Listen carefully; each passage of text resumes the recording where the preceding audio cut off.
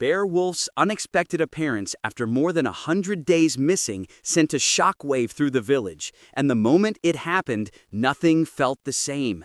For weeks, people assumed he'd simply walked away, taken time for himself, or needed space. But the truth was far darker. Bear had been trapped in a hidden labor ring run by Celia Daniels and Ray Walters, held alongside others who were too scared or too powerless to escape. And the most disturbing part was how close this entire operation was to Emmerdale itself, hidden in plain sight while everyone who loved him searched for answers. Paddy and Mandy had been chasing any lead they could find, clinging to even the faintest hint of where he might have gone.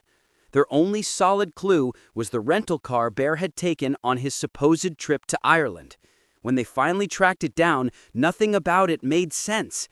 Bear had returned it far earlier than planned, and the condition it was in raised more questions than it answered. Scratches, dirt, damage, like someone had been driving while terrified. But the part that shook Mandy the most was the photo left inside. A picture of Eve. A picture no loving granddad would simply abandon. Paddy felt it like a punch. He wasn't just missing, he'd tried to shut his entire family out. Or someone wanted it to look that way.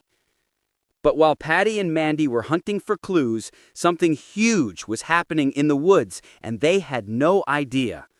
Matty was looking after Eve and Isaac, trying anything he could to keep them entertained. The kids were restless, wandering, exploring, and Matty, completely unaware of the darkness lurking nearby, joked about going on a bear hunt. A harmless idea, at the worst possible time. Isaac and Matty ran ahead, laughing, but Eve stayed back, distracted by something she spotted through the trees. At first, it looked like a group of workers beside a van. Nothing unusual. But as she stepped closer, one of the men lifted his head, and her world stopped. It was Bear, dirty, exhausted, surrounded by people who looked just as lost. He didn't shout, he didn't run. He just stood there, like he'd accepted whatever was happening to him. Eve froze, too scared to call out, then sprinted back to Matty and Isaac, insisting she'd seen her granddad. Matty tried to take her seriously, rushed back with her, but by the time they returned, the field was silent.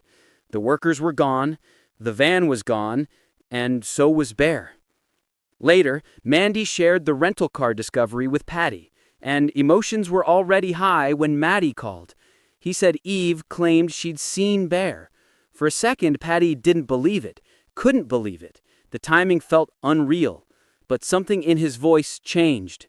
Hope, fear, disbelief, all hitting at once. If Eve was right, Bear wasn't just alive, he was close enough for a child to wander right past him. When Eve finally came home and tried to explain everything she'd seen, the room went quiet. She described the workers, the van, and Bear standing among them. Her voice cracked because she knew what she saw, and she needed the adults to believe her. But even with tears in her eyes, uncertainty lingered. Was it really him? Or was her mind playing tricks out of worry? The chilling part is that nobody knows. Bear is still out there, hidden somewhere near the village, trapped in something far bigger and darker than anyone expected. He's been suffering quietly, right under everyone's noses, waiting for someone to find him before it's too late. And now, with Eve's sighting, everything has changed. The search is no longer based on clues or theories.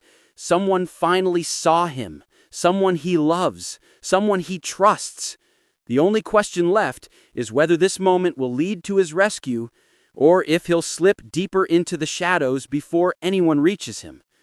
Because if there's one thing this incident proved, it's that Bear Wolf is closer than anyone realized, and the truth about what's been happening to him is about to surface in ways nobody is ready for.